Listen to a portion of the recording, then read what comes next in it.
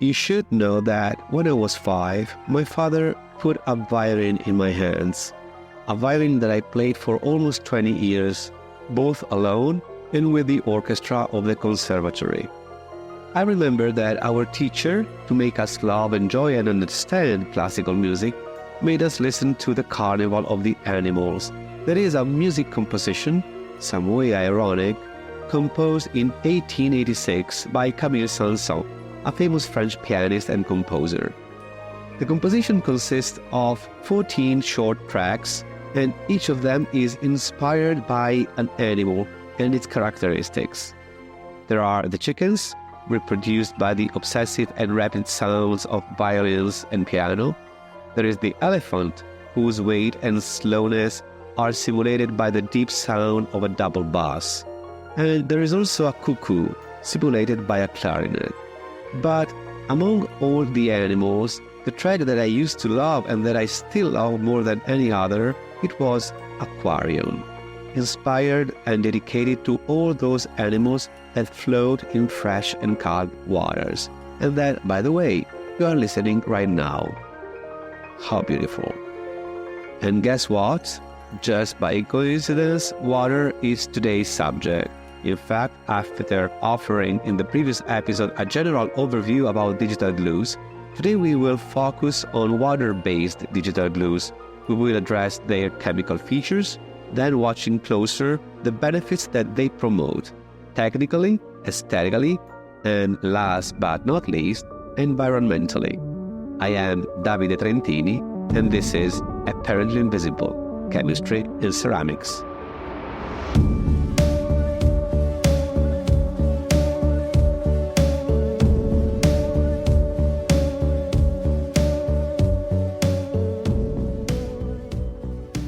Let's start by saying that in ceramic, the water-based digital system is a very important topic of interest. We could say that it's a challenge since the ceramic industry has been working for some time in this direction, facing several and different problems.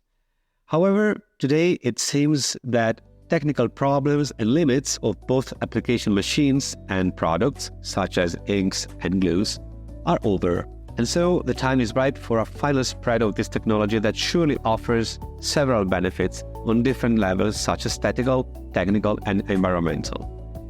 But let's start as usual from the beginning, and leaving aside digital printers, we will focus on what concerns us more closely by immediately making a list of the most important components of water-based digital glue. Chemically speaking, water-based digital glues can be generally considered as organic polymers and inorganic components, when present, in water and polar solvents. Their chemical nature, unlike that of solvent-based digital glues, is firstly marked by the elimination of those non-polar components that help to spread pollutants and bad odors in the atmosphere. But we will see it later. Their composition is generally made of 35% of water, 45-55% of polar solvent and resins, 10-20% of organic components. Among those elements, resins are definitely responsible for the binding power that is required to fix the grit. You also need to know that these glues develop their action not only between the granules of the grit, but also between the grit and the layers of the tile support. And the binding action takes place after the solvent has been partially absorbed by the ceramic support, and at the same time, once it has evaporated due to the high temperatures of the tile. Good. After this short introduction, let's start now our journey through the benefit that water-based digital glues can promote, of course also making a comparison, when possible, with solvent-based glues. The most important benefit is for sure the reduction of polluting emissions. And the problem of atmospheric emissions is one of the most important issues by chance that has been for some time under the attention of law makers, industries, and institutional analysis. And in this regard, the parameters that must be constantly checked by ceramic industry are particulate matter, fluorine, organic acids, nitric oxide, sulfur dioxide, chlorine, and last but not least, volatile organic compounds, aldehydes and formaldehydes. That said, we can surely declare that the use of water-based products within digital processes has shown a significant emission reduction of VOC, aldehydes, and organic acids that usually impact on the air quality. And the reasons for these reductions are many, but two are the most significant. Let's start from the first of the two with a short introduction. Here we are. Ceramic kilns are primarily developed to reach the best firing conditions for the organic components of the tile. That means sands, feldspar, clays, etc. However, during the preheating phase, it also takes place the evaporation process and the partial decomposition of the organic materials of the ceramic body, including those of the glue. Once the evaporation process has started, during the preheating stage, in that area of the kiln where temperatures are not as high as those that are developed during the actual firing stage, organic molecules do not completely decompose, producing instead molecular intermediates. The molecular intermediates are free to move in the atmosphere of the kiln, easily reaching the chimney and therefore leaving the kiln, polluting the air. But the question is, what are the reasons for the decrease in emissions? The first reason is about the quantity. In fact, as we already said, water-based digital glues contain up to 50% less of that organic materials that are usually responsible for the pollution. And the second reason is more about quality. In what way? Unlike non-polar solvent or solvent-based digital glues, the polar solvents and the organic substances within water-based digital glues are marked by a chemism, that is the set of chemical characters of a substance, that provide the glues with a better combustion process inside the kilns, that in most cases leads to an important reduction of the polluting components. In general, the reduction can range from 5,000 to 10,000 olfactometric unit equivalents to 1 to 1,000. That means up to 10 times compared to the solvent-based system. But what are olfactometric unit equivalent? It's a kind of measurement that is usually able to define the concentration of odors in the air, translating somehow a feeling in numbers. Just to give you a few parameters, the odor of the wet earth, for example, ranges from 60 to 150 olfactometric units, while the odor of wet waste ranges from 500 to 8,000, or swain intensive farms, I know it's a weird example, but it's useful, from 500 to 2,000, or finally, oil products that ranges from 10,000 to 80,000 olfactometric units. All of this to say that in ceramic, the decrease from 10,000 to 1 to 1,000 is quite significant. And speaking about decrease, from a chemical point of view, what is the mechanism that takes place? During combustion, the inorganic part of the glue, both particulate and not particulate, is fixed to the support. And this happens both with water-based and solvent-based digital glues.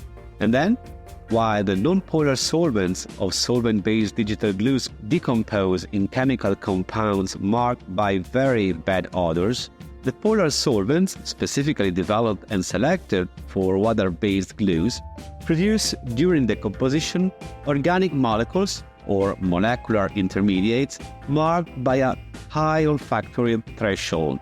That means that the odors are detectable only in high concentrations. And now we close this chapter by opening a new one and speaking about the technical and aesthetic features. First of all, the longer drainage time provided by water-based digital glues allows for a greater flexibility in terms of grid application. What does that mean? The special polymers used in water-based digital glues are able to reduce the glue's absorption by the ceramic support, increasing the drying times. This means that the grid machine can be placed in many different positions according to the parameters of the production line, and more specifically in a longer distance than that normally used with solvent-based digital glues. And this Even if it could seem not very significant, it's instead a quite important technological benefit. What happens technically? While with solvent-based digital glues, both polymers and solvents are equally absorbed by the support, with water-based digital glues, polymers tend to remain on the surface, therefore creating a sort of barrier. That is, the solvent is absorbed more than the cohesive resins, therefore increasing the drying times. Besides this benefit, and so we introduce now the second one, water-based digital glues are also able to promote a better printing definition. How do they do it? Let's say it by making a comparison, a simple comparison. Solvent-based digital glues, as well as all digital inks applied in large amounts, actually digital glues can be totally compared to inks, tend to expand on the ceramic support, leading to a loss of great definition. As we have already pointed out, in fact, they are more rapidly absorbed by the support due to the equal capillary migration of the solvent and the cohesive polymers, not only inside the support but also on the surface, and their superficial spreading unavoidably leads to a loss of printing definition. What happens instead with water-based digital glues? It happens that the solvent, and primarily the water, tends to be rapidly absorbed by the support, but the cohesive polymers on the surface produce a sort of barrier avoiding the drainage of the glue's upper layers, and at the same time avoiding the expansions of the glues on the support. Those two actions finally turns into an improved definition of the grade that has been discharged.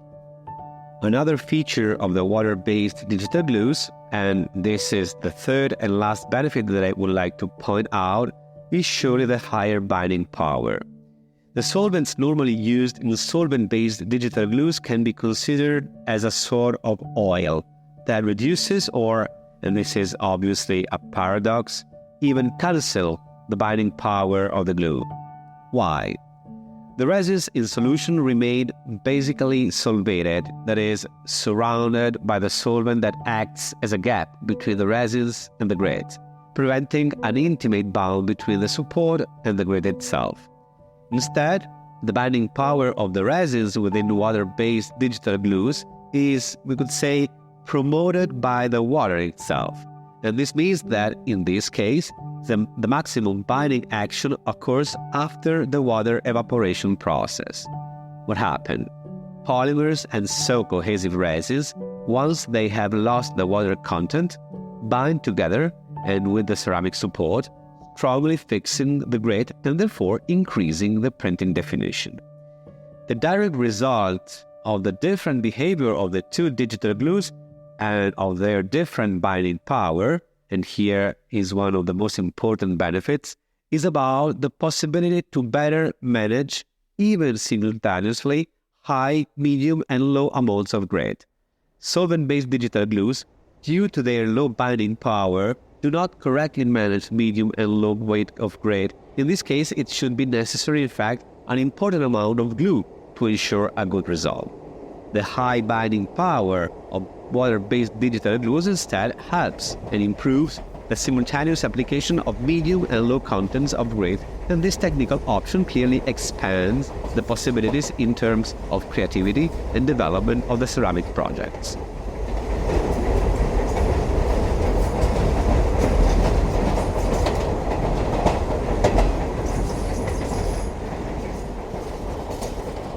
With this last suggestion, even today we have come to an end.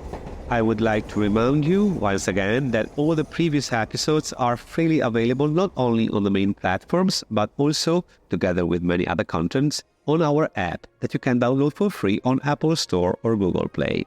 You just need to type Z and S Ceramco, Ceramco. So, I leave you with Sun and these colored fishes that, with their long and very elegant tails, quietly float in the water. See you soon.